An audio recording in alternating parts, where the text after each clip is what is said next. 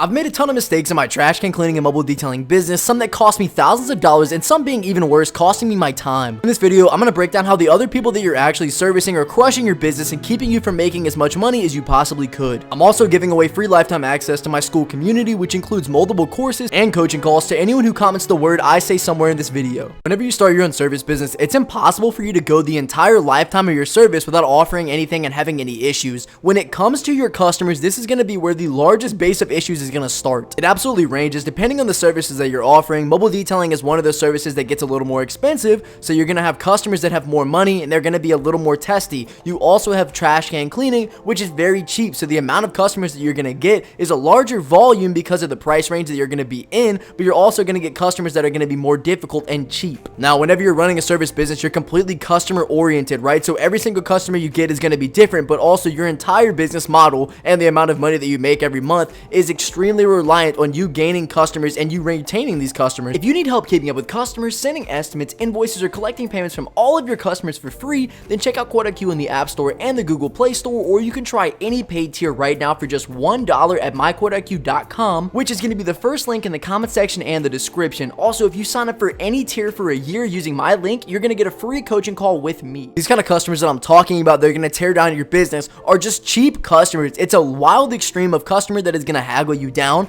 It is going to force you to negotiate prices, and it's going to try to walk all over you. They want to try to get the highest quality of service that they can possibly receive, and they want to pay the least amount of money for it. And in this case, this is why I started implementing different pieces into my pricing strategy that are completely flat rate. I do not go based off of hourly. I do not go based off of what the customer tells me, because I can only assume, hey, listen, there's going to be some extra variables. Sometimes I show up to the customer's house and it's actually further than they told me it was going to be. So now I got to factor in customers could be lying about their distance. For example, this would happen all the time whenever I ran my lawn care service. We had a large volume of customers because I was trying to make as much money every single month as possible, which means that you're going to get a couple wild cards. Really cheap customers are going to haggle you over every little piece of the service. If they feel like there's even the tiniest bit that you didn't do the 100% quality they expected, even though they're not even paying you that much money, they're going to hold on to the money. There was one guy, we would show up to his house. He was most of the time the last house we would do of the week, and we would do a great job, phenomenal. He would have stuff all over the yard. He wouldn't pick up, clean up anything. His grass, he wouldn't let us come every so often, so it would have to be really bad. Whenever we get there, we would clean everything up, and he would stand outside and hold on to the money and evaluate the yard, every single little piece that he possibly could, and anything he found, he pointed it out. He said, nope, you need to do this, you need to do this. And you might say, Matt, this guy's paying you money. Of course, he's the customer's always right. He wants everything done exactly the way he wants it done, and he's gonna pay me this. But to tell me that I have to put up with a customer paying me very minimum amount of money after this guy had already negotiated me down now dollars and dollars and dollars and dollars from my average pay that a lot of my houses in the same exact neighborhood would pay me, but I wanted the job extremely bad. This should have been my first sign of a cheap customer that I should not have worked for. And yes, he was paying me the money, but there were many times that he had me stay out there an hour, 2 hours later than I really needed to, so that it would be exactly to his very specific likings, and he would not accept a pay increase. He would not accept that, listen, sir, if you wanted me to have come out there with 120% quality, then you're gonna have to increase the pay. You're asking for little services that I'm not even providing to these other customers, and you're not even paying as much as these customers. And you might be saying, Matt, I don't know, there's not gonna be a perfect customer ever. It's never gonna be amazing and wonderful. No, these people that are paying you to come out and provide the service to them, they already have money. These are not average people that are just having you come out and provide whatever service to them at their house. Some average person would just do it themselves. That's why a lot of people hate on trash can cleaning and say, dude, I would just do it myself. These people have the surplus of cash to want you to come out and provide the service to them. There's so many times, especially nowadays, that nobody questions my flat rate, and I don't even negotiate prices. I don't even explain my pricing strategy, and it's okay with 100% of my customers. The kind of people that you actually want to service are going to be super gentle, super kind. They're going to have extra money. They're going to want to help you out, and plus, trust me, there are plenty of them out there, and these people don't know the first clue about how to run a business and what it actually costs, so they're not going to fight you over it. If you guys made it to this point in the video, please comment down below pressure, and you're going to go ahead and gain access, unlimitedly free access to my school community, where I have a ton of courses you can unlock, as well as coaching calls twice every month. This opportunity is only going to be available to the first person who comments it, so hurry up and go place it down below. If you guys want to learn how I've made thousands of dollars with low ticket services like trash can cleaning and mobile detailing, check out the second link in the comment section description. There you're going to gain access to our school community. In the community, we have multiple courses, including my own course on trash can cleaning, as well as the course that I explain how I've gotten my first $10,000 in clients for completely free. In the community, you're also gonna get access to the before and after pictures that I use to land these jobs, as well as an entire community full of like-minded individuals who wanna start these low-ticket services. So if you're ready to get started, check out the second link in the comment section description. We're running a special discount for the first couple people that do join, so if you wanna lock it in at the cheapest price and get the most value, join today. And it's not to say that there's always gonna be a perfect customer. I just have my own understanding of the kind of customer that I wanna service. I also believe, truthfully, that the entire reason that you're only servicing customers that you don't wanna service is because of the way you're pricing. I think they're one-on-one, they're directly related. If I were to price my jobs extremely high, I would only get one extreme of customer, which is customers that can afford to pay me extreme amounts of money. Can cleaning doesn't really get to that level because there's no way that you're going to be charging a couple $100s per trash can.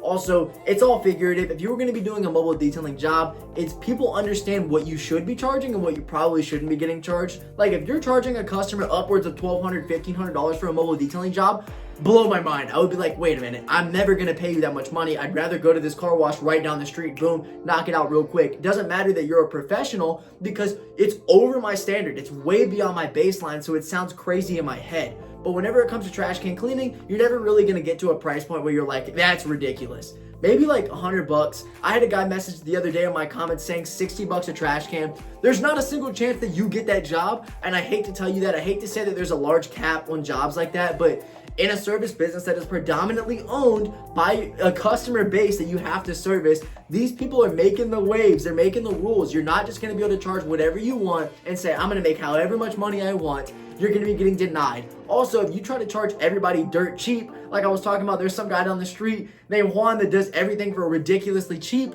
and how can I ever compete? Well, trust me, he's getting the customers that I do not want to touch. He's getting the customers that are extremely cheap, that think that they can negotiate prices, think that they understand my pricing strategy. So, man, why wouldn't they just be able to knock my price down $30, $40, $50 because they say so? It's as if like if I went and tried to flip something on Facebook Marketplace and I post it up, I'm not gonna post it for the price that I really want because guess what? Somebody's gonna lowball me. So I'm gonna bump the price up a little bit. But if I were to ever like run any ads or do any marketing for my mobile detailing or trash can cleaning, I'm not gonna put a direct flat rate price on the thing because I don't want customers to know exactly what I charge. I want them to have to inquire. So now at this point, I get to factor in all of the little pieces and the customer has no say so. They don't get to just break my pricing down. If they say, listen, I don't want the service, that's the say so they get to put in. That's the only input that they get to have over the whole situation. Obviously, if you're desperate and you want to land more jobs, you're going to have to go and favor towards that least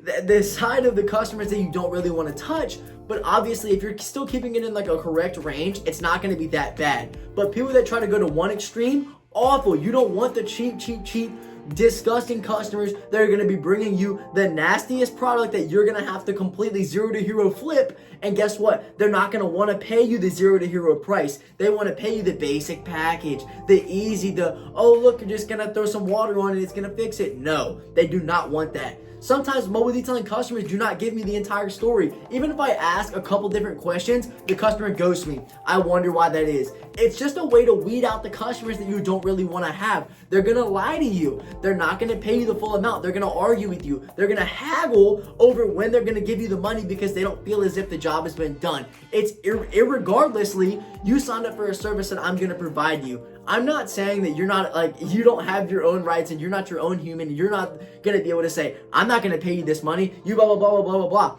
I came out and provided you the service that you requested from me, drove to you, brought all my equipment with me, provided the quality that I ended up doing, and I've never been in a situation where the customer thinks it's not good enough, or the customer thinks like, you know what, you shouldn't get paid for this because it's so bad, you barely tried, you didn't touch anything. But if I'm offering the same quality that I give the next guy, the guy before that, 100 to 500 different customers, and you're the one little apple that cares about it, you're the one apple that says, I'm not gonna pay you a single dollar because your quality's right here and I expected it to be right here. These are just tiny little levels above, and you want a price point that everybody else is getting, but you're not expecting a quality that everybody else is getting. You want it above and beyond, which there's guys out there that do that, but guess what? They're not going to give you that basic package price. Anybody that is experienced in business has an understanding of the fact that everybody wants highest quality, lowest price. But once you're comfortable and you're not desperate and you know how to find the client base that's going to be best for you, it's going to give you longevity in your service. There's a lot of different reasons why somebody ends up quitting their service early. They have to give back their equipment, or also they just hate it because they're not finding the ways to make the jobs as convenient as possible for them. You want to service the customer. You want to make the customer have a good time. Not a good time, but like you want to make the customer enjoy what's happening. You want to make them think, you know what, like this is super convenient. They came to my house. They provided this. They didn't need this. And by the time that I left with a smile on my face. Didn't charge them too much money. Didn't charge them too little money. And they could trust me. I look reputable. I didn't hurt anybody. I didn't steal anything. You come and you provide all this stuff, and it's all for the customer, and it's extremely draining. But on the back end, if you're not worried about the input that is all coming down on you as a business owner, you're gonna crumble under the boulder. You're gonna crumble under the rocks of business that are gonna fall from above you, because it's all one big risk that is gonna keep attacking. And if you're not looking out for number one, obviously it's important to have customers, important to retain customers, important to service customers. And when you start off from the bottom, yeah, you're gonna be on the bottom, brother. You're not gonna be getting the quality customers. You're not even gonna know the kind of customers that you wanna service.